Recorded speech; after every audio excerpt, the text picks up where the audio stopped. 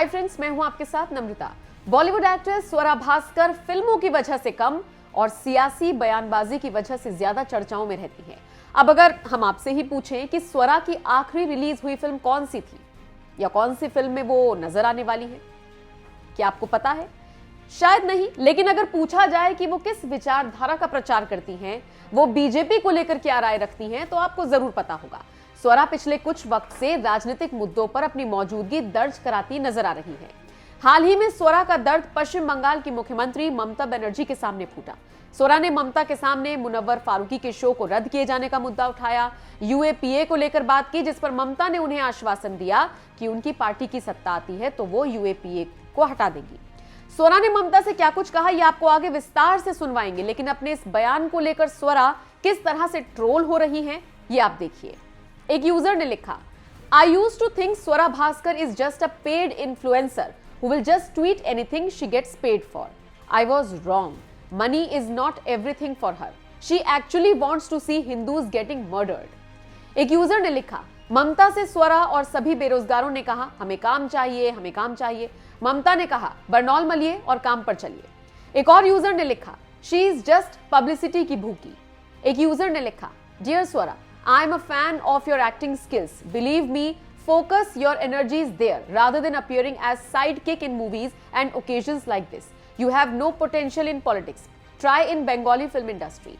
स्वरा को ममता के सामने दुखड़ा रोने के बाद देखकर लोग उन्हें कुछ इसी तरह से ट्रोल कर रहे हैं।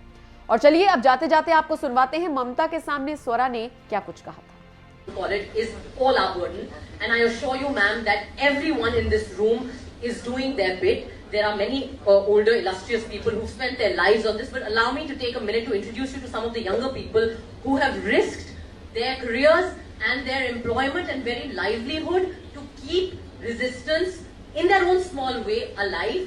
Munawwar Farooqi is here. He has spent 1 month in jail. Stand up. So he spent a month in jail for a joke he didn't tell.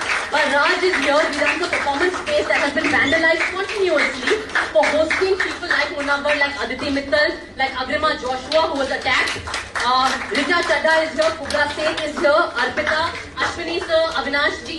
All of these people are working in the film industry, facing a lot of resistance to tell stories where what is happening in India will find a place. Fahad is an activist who has multiple FIRs on him.